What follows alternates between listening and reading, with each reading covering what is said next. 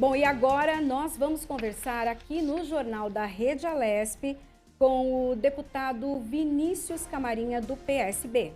Bom dia, deputada. Obrigada pela sua participação aqui conosco. Vamos falar um pouco sobre a vacinação da Covid em Marília. Assim como grande parte do país, os servidores da saúde já começaram a ser imunizados. Qual que é a situação aí em Marília? Bom, foi um momento muito bom, foi um momento histórico, foi um momento emocionante. A angústia que vive a nossa sociedade, né, em busca de uma solução rápida para a gente voltarmos às nossas vidas ao normal e, mais do que isso, né, nós cessarmos as mortes que nós estamos tendo dos nossos irmãos, vizinhos, amigos, familiares. Então, há uma expectativa gigantesca em torno da solução desse problema da pandemia. E a vacina, como sabemos, é a única solução para isso. Saber que a vacina já começou no nosso interior e eu tive a oportunidade de acompanhá-la com o governador na nossa cidade de Marília foi muito bom, foi muito emocionante. Os profissionais na linha de frente de Covid já sendo vacinados. O Hospital das Clínicas da nossa cidade é uma referência regional para o Covid-19, para os doentes de Covid, de coronavírus. Então foi muito bom, muito emocionante e precisamos fazer com que isso agora se amplie, não pare nunca mais e possamos mais rapidamente imunizar todos. Deputado, durante 2020 o senhor esteve engajado, né, para que a vacina chegasse realmente para a população. Então, eu queria que o senhor falasse um pouquinho. Esse desafio continua agora em 2021, mesmo com a vacina liberada, mas o número não é suficiente para atingir todos nós. Eu tive a satisfação de ter sido escolhido pela Casa para ser o coordenador geral do projeto de leis de combate ao Covid. A Assembleia foi a única Assembleia do Brasil que reduziu o salário dos deputados em 30%, verba de gabinete em 40%, destinamos os fundos da Assembleia, por ordem do presidente da Casa, para o combate ao Covid-19. Então, a Assembleia de São Paulo foi exemplo. A Assembleia de São Paulo deu a sua contribuição. E agora nós vamos continuar fazendo o mesmo. Nós vamos continuar como uma Assembleia Legislativa, representante do povo, debruçados em encontrarmos solução para o problema da pandemia, que apesar da vacina já ter se iniciado, a vacinação já ter se iniciado no nosso estado, nós temos ainda alguns problemas. Nós estamos vendo o problema diplomático da não vinda de insumos da China para o Brasil, tanto da Coronavac, do Butantan, quanto a AstraZeneca para a Fiocruz. E vou passar para vocês aqui em primeira mão, eu estou propondo a criação de uma frente parlamentar pró-vacina, para que todos nós, deputados estaduais, interessados nesse tema, possamos fazer um trabalho, uma pressão, uma comunicação, um diálogo com as lideranças responsáveis pela liberação dos insumos. Nós não podemos deixar de ter esses insumos. Isso significa, se nós não tivermos insumos, nós não teremos vacina. Então, nós queremos somar forças ao governo do estado de São Paulo, com o prestígio, a força que cada parlamentar tem, e buscarmos uma solução para que esses insumos não sejam interrompidos para a produção da vacina. Deputado, parabéns pela Frente Parlamentar Pró-Vacina, muito importante para todos nós e com certeza para o parlamento, que já tem feito história desde o início da pandemia, e como o senhor falou, com todas essas medidas de mitigação da pandemia. Mas o senhor acha que, por exemplo, o decreto de calamidade que acabou, esteve em vigor até 31 de dezembro, o senhor acha que ele pode, por exemplo, ser prorrogado em função, por exemplo, da segunda onda da Covid, desses problemas com a questão da vacinação que fogem ao domínio aí do governo do estado, estão aí em outro âmbito? O senhor acha que será necessário a gente prorrogar o decreto de calamidade, por exemplo? Nós vamos precisar agora nos reunirmos novamente. buscarmos soluções para a crise econômica, que ela, sem dúvida nenhuma, permanece, a social e a de saúde. A de saúde é a vacina que está aí, nós já estamos debatendo. Existe agora a crise econômica, que é muito severa, muito dura.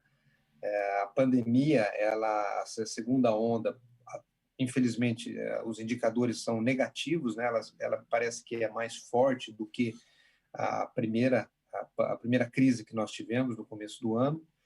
E então nós vamos ter que reavaliar todos esses assuntos, nós vamos ter que reavaliar todas essas questões. Nós precisamos ver como é que vai se comportar a economia novamente, quais serão as restrições que o Estado, através do comitê, determinará para a nossa sociedade. Então, tudo isso precisa ser avaliado e eu tenho certeza que nós sentaremos para avaliar todas essas questões. Deputado, recentemente Marília entrou na fase vermelha, né, do Plano São Paulo. Como foi recebida a notícia, então, para a gestão da cidade e também para a população? Olha, foi muito ruim, né? Muito ruim. A nossa região, a cidade de Marília, foi a única que entrou na fase vermelha. E, lamentavelmente, por indisciplina do prefeito, que nesses últimos meses não seguiu as orientações do Plano São Paulo. E houve um afrouxamento das regras de isolamento. E nós estamos colhendo, portanto, o resultado desse comportamento político da gestão local. O fato agora é que nós precisamos socorrer as pessoas. Os leitos estão com 100% de ocupação. Eu ontem, com o governador, pedi mais leitos, pedi hospital de campanha, e eu tenho boa esperança que até hoje nós teremos uma notícia positiva para a recuperação de leitos de modo suficiente para atender, infelizmente, essa demanda crescente de pessoas contaminadas pelo coronavírus. Deputado, tem também uma expectativa em relação à coletiva de imprensa amanhã, né, nessa sexta-feira, do governador, que pode ali apresentar uma nova fase para São Paulo. Nós já estamos aqui, né, acho que preocupados, né, pelo aumento do índice de pessoas infectadas e mortos. O senhor, qual a sua expectativa, né, para o estado todo? Os índices as informações dos índices que nós temos acesso é de que a contaminação ela avança, os números crescem, a oferta de leitos cada vez mais fica menor. Então, infelizmente, a expectativa não é tão boa, porque nós estamos numa onda crescente em relação ao gráfico do ano passado. Se você somar o primeiro semestre com o segundo semestre, nós observamos que esse primeiro semestre desse ano está praticamente muito igual ao primeiro semestre do ano passado, quando a pandemia começou o seu auge, e com indicativo de que isso possa crescer se nada for feito. Então, não temos boas expectativas em relação ao que virá amanhã, né? Não digo boas expectativas em relação à restrição. Eu acho que nós vamos ter medidas mais restritivas em relação ao que nós já temos, né? A gente precisa conter, infelizmente, essa circulação do vírus e, segundo os técnicos e a ciência, a única forma da gente conter essa circulação é nós contermos o movimento das pessoas na rua, no transporte público, nos lugares públicos. Então, eu não tenho essa informação, mas eu penso que nós devemos ter alguma ação nesse sentido. Deputado, a gente percebeu no final do ano a aglomeração, as pessoas, depois de tanto tempo em isolamento social, se aglomeraram no final do ano e, infelizmente, esses números estão refletindo nos hospitais. O senhor acabou de falar que Marília está com 100% de ocupação, o que é muito preocupante. Deputado, agora a gente inicia uma nova fase, que é a da vacinação. No primeiro momento, ainda não aberta para a população, mas para os profissionais de saúde, mas em breve para toda a população. O senhor acha que o início da vacinação pode deixar as pessoas mais conscientes para se resguardarem, né, menos ansiosas, ou o efeito pode ser contrário? Ou seja, é preciso fazer um movimento aí de educação para que as pessoas se lembrem e tenham em mente a importância de se manter isolados até que, de fato, as autoridades falem que a gente pode voltar ao novo normal. Você tem toda a razão. As festas de fim de ano, infelizmente, por uma parte da nossa população, houve um encontro histórico, tradicional, familiar, né? E aí, nesses encontros, nós tivemos, certamente, muitas pessoas contaminadas. E aí, o desdobramento de todas essas contaminações vem agora em janeiro, fevereiro. E tudo em efeito dominó, né? Um contamina o outro, que contamina o outro, que vai para o trabalho, que vai para casa, e aí a situação se agrava. Então, festa de fim de ano foi realmente um fator determinante, na minha opinião. Ok. Esse aumento de casos. O que nós agora precisamos fazer é conscientizar, continuar conscientizando a população. Eu sei que é muito difícil, todo mundo está esgotado, todo mundo está no limite. Nós vamos para um ano praticamente já de pandemia, de isolamento, nesse abre e fecha, mas nós precisamos aguentar um pouco mais, porque se nós resolvermos esses problemas de insumos, se o governo federal conseguir destravar os insumos da Fiocruz para a produção da AstraZeneca, somada com a produção do Butantan, a gente certamente consegue, no meio do ano, fazer uma boa imunização da nossa população. Nós vamos ter aí, com a Coronavac, quase 45, 46 milhões de doses em 3 meses, considerando que o insumo venha da China. A AstraZeneca, o compromisso do governo federal, são mais 100 milhões de doses. Então, você passa a ter praticamente metade da população vacinada, o que é um número muito positivo até o meio do ano. Então, nós precisamos aguentar isso. Nós já aguentamos bastante nesse primeiro ano, e nós temos que nos conscientizarmos que a pandemia está aí, está forte, continua, e, na medida do possível, nos protegermos, porque a gente sabe que, apesar de não ser um índice alto, mas um índice de risco de morte é considerado. Deputado, a gente infelizmente tem visto aí um movimento negacionista em torno da vacina. Algumas prefeituras, por exemplo, aqui da cidade de São Paulo, tomou como medida a obrigatoriedade da carteirinha de vacinação em dia para que as crianças, por exemplo, façam a rematrícula na escola. O senhor acha que em Marília isso pode acontecer e como é que o senhor vê uma medida como essa para que a população se imunize? No caso de São Paulo, não é só com relação a coronavírus, a vacina do coronavírus, mas a todo o calendário de vacina que tem sido negligenciado nos últimos tempos.